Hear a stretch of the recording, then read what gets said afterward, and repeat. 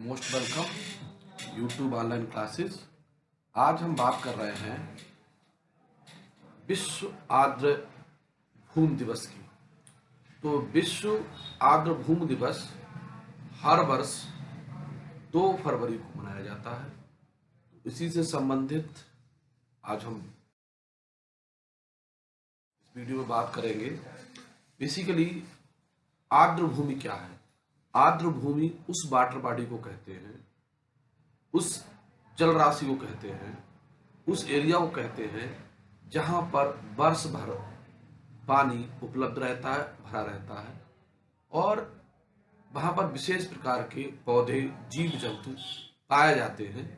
उस water body को ही हम आर्द्र भूमि या कहते हैं। तो बेसिकली आर्द्र भूमि एक ऐसा स्थान है जहां पौधे, पशु प्रजातियों की विविधता पाई जाती है और ये जैव विविधता से भी समृद्ध होते हैं और जो शोधकर्ताओं के अनुसार घटता जा रहा है। ऐसे भूमि क्षेत्र जो हमेशा या मौसम में संतृप्त या जलमग्न रहते हैं आर्द्र कहलाते हैं। आर्द्र भूमि निम्न प्रकार की होती है। नंबर 1, तटीय आर्द्र भूमि। इसके अंतर्गत मैंग्रोव्स, एस्चुरीज, खारे पानी की दलदली भूमि, लेग्यून आदि आते हैं। अंतर्देशीय आर्द्र भूमि, दलदली भूमि, झीलों, जलयुक्त दलदली वन भूमि, नदियों, बाढ़ और तालाब जैसे एरिया इसमें शामिल होते हैं। मानव निर्मित आर्द्र भूमि, इसके अंतर्गत मछली के तालाब, नमक के खेत, चावल व धान के खेत इसके अंतर्गत आते हैं। भारत में वेटलैंड्स को स्थलाकृति भिन्नता के आधार पर 4 वर्गों में बांटा गया है। हिमालयी आर्द्र भूमि, गंगा के मैदान में आर्द्र भूमि, रेगिस्तान में आर्द्र भूमि, तटीय आर्द्र भूमि। तो हिमालय के क्षेत्र में आर्द्र भूमि यानी कि हिमालय पर्वत के आसपास या उस रीजन में जो भी वेटलैंड्स आते हैं वो सब इसके अंतर्गत आएंगे। और गंगा नदी जहां से निकली है गंगा और पश्चिम बंगाल जहां सुंदरबन के डेल्टा में जाकर मिलती है, वहां तक उसके साथ साथ जितने भी आर्द्र भूमि विकसित होती है वो सब गंगा के मैदान के अंतर्गत आती है। रेगिस्तान में आर्द्र भूमि, तटीय भूमि जो समुद्र के किनारे आसपास भूमि है जैसे चिल्का वगैरह है। भारत में आर्द्र भूमि के संरक्षण और प्रबंधन के लिए वर्ष 2012 और 13 में एक कार्यक्रम लागू किया गया जिसको नाम दिया गया राष्ट्रीय आर्द्र भूमि संरक्षण कार्यक्रम या वेटलैंड, नेशनल वेटलैंड कंजर्वेशन। आर्द्र भूमि क्या करती है, किस तरीके से हमारे लिए इंपॉर्टेंस है? ताजा और खारे जल के वेटलैंड्स मानवता और प्रकृति को बनाए रखते हैं। वे कई सेवाओं के माध्यम से हमारे सामाजिक और आर्थिक विकास को सहारा प्रदान करते हैं। ये जल को साफ और संग्रहित करते हैं। वेटलैंड्स हमारे ताजा जल भंडारण को बनाए रखते हैं। वे प्राकृतिक रूप से प्रदूषकों को फिल्टर करते हैं जिससे हमें उपयोग हेतु सुरक्षित जल की प्राप्ति होती है। ये हमें भोजन प्रदान करते हैं। एक्वाकल्चर सबसे तेजी से बढ़ने वाला खाद्य उत्पादन क्षेत्र है। 2018 में अकेले अंतर्देशीय मत्स्य पालन ने 120 लाख टन मछली प्रदान की थी। ये चावल के रूप में सालाना 3.5 अरब लोगों को अन्न उपलब्ध कराता है। अब ये वेटलैंड या हमारा आर्द्र भूमि किस तरीके से क्षतिग्रस्त होता जा रहा है, कौन से कारक हैं जिसको क्षतिग्रस्त करते हैं? हमारी बढ़ती जल की खपत का मतलब है प्रकृति के लिए जल कम उपलब्ध होना। वेटलैंड की क्षति और प्रदूषण ने जल संकट को तेज कर दिया है जिससे सभी जीव खतरे में हैं। 18वीं सदी के बाद से दुनिया के लगभग 90% आर्द्र भूमि खो गए हैं। जो शेष हैं वे वनों की तुलना में 3 गुना तेजी से समाप्त हो रहे हैं, गायब हो रहे हैं। समग्र आर्द्र भूमि की 25% जातियां मीठे जल की प्रत्येक प्रजाति में से एक को लुप्त होने का सामना करना पड़ रहा है। जलवायु परिवर्तन से पहले ही सूखे क्षेत्र में सतह जल और भूजल कम कर रहा है, जिसके परिणाम स्वरूप जल के लिए प्रतिस्पर्धा बढ़ रही है। भारत में आर्द्रभूमि। भारत सरकार ने रामसर आर्द्रभूमि के अंतर्गत शुष्क क्षेत्र को भी शामिल किया है। वर्तमान में भारत में 27 रामसर आर्द्रभूमि अधिसूचित थी। 2010 में इनकी संख्या बढ़कर 38 हो गई। नए वेटलैंड की पहचान की गई। मॉन्ट्रो रिकॉर्ड्स एक रामसर वेटलैंड रजिस्टर है। इसमें वे वेटलैंड शामिल हैं जिन्हें खतरा हो सकता है। इसके अनुसार केवलादेव राजस्थान, लोकताल झील मणिपुर और भारत में खतरे के वेटलैंड्स हैं। इसके अतिरिक्त चिल्का झील उड़ीसा को इस रिकॉर्ड से बाहर रखा गया है। 2 फरवरी 1971 को कैस्पियन सागर के तट पर ईरानी शहर रामसर में वेटलैंड्स पर कन्वेंशन को आयोजित किया गया था। इस कन्वेंशन में एक तारीख को चिन्हित करके ये दिन मनाया जाता है और उसी दिन को 2 फरवरी को वर्ल्ड वेटलैंड डे के नाम से जाना जाता, घोषित किया गया था।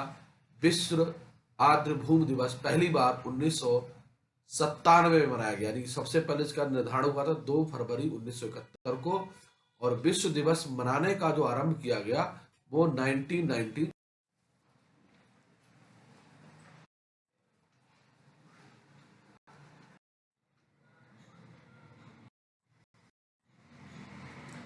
अब हर वर्ष वेटलैंड डे को जो मनाते हैं, विश्व आर्द्रभूमि मनाते हैं, तो एक थीम दी जाती है और उस थीम पर ही काम किया जाता है।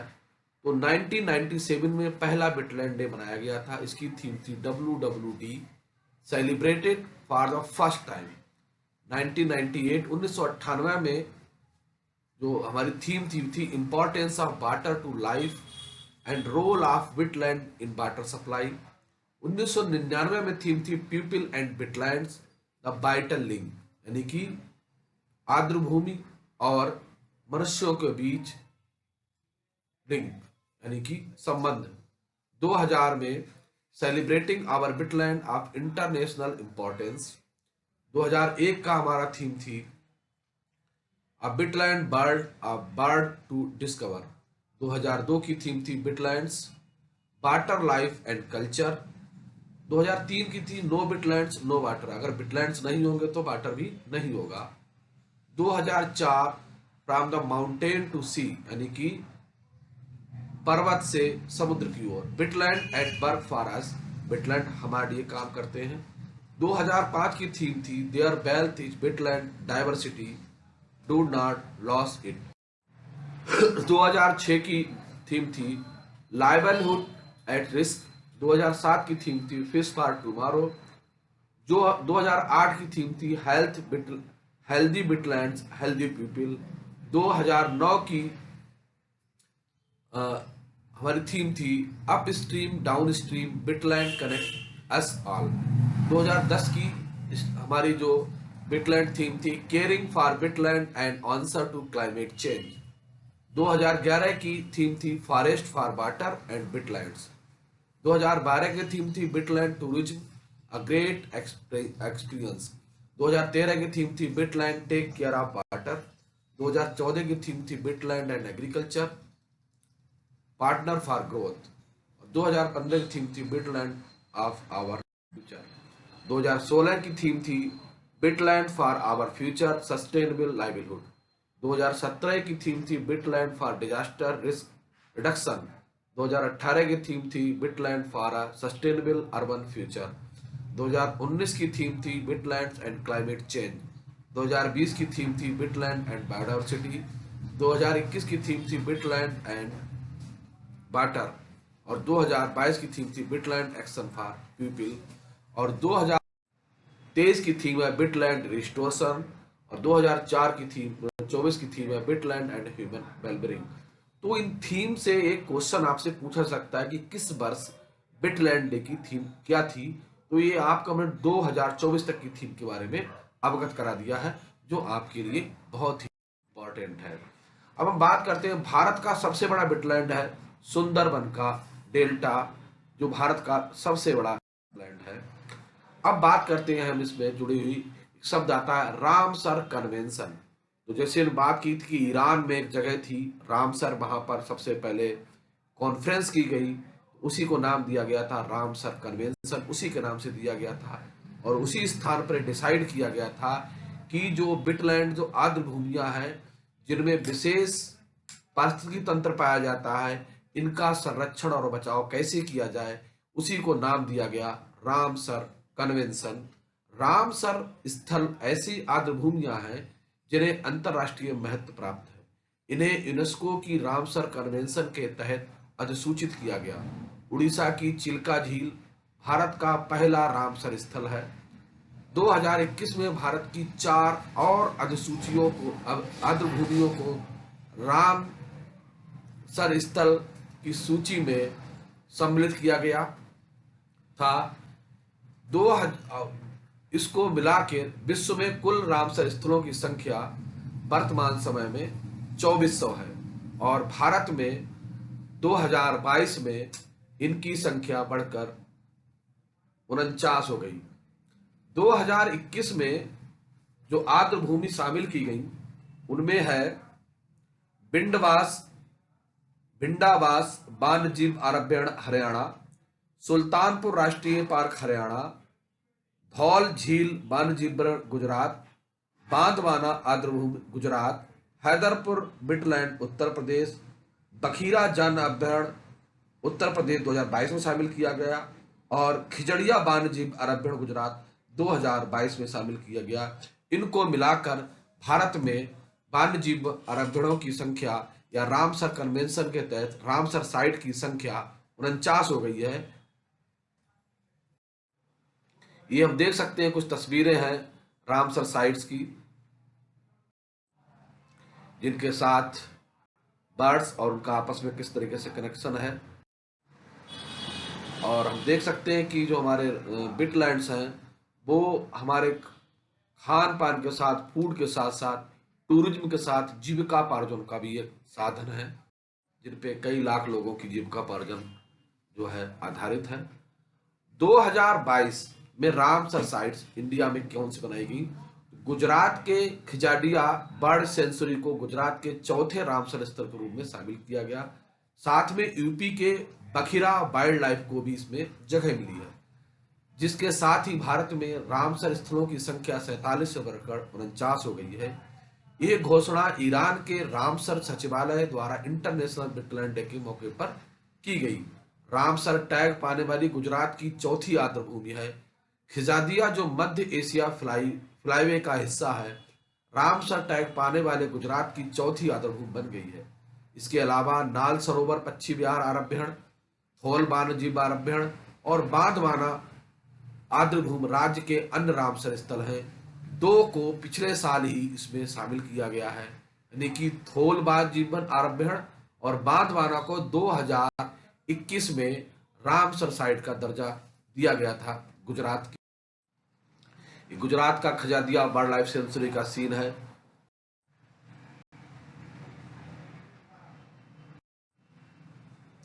ये एक हमारा बिटलैंड का सीन है, कितना खूबसूरत। एक तरफ बर्फ से ढका हुआ हिमालय दिख रहा है, वहां बर्ड्स उड़ रही हैं, दिखाई दे रहे हैं, बहुत ही खूबसूरत दिखाई दे रहा है। अब हम बात करते हैं कि रामसर साइट से कुछ क्वेश्चन आंसर्स हैं जो आपके एग्जाम्स में आपको लिए हेल्पफुल साबित हो सकते हैं। भारत का 49वां रामसर स्थल कौन सा है? भारत का 49वां रामसर स्थल उत्तर प्रदेश में स्थित बखीरा वन्यजीव अभयारण्य है। भारत का 48वां रामसर स्थल कौन सा है? भारत का 48वां रामसर स्थल गुजरात में स्थित खिजाडिया पक्षी अभयारण्य है। भारत का 47वां राम स्थल कौन सा है?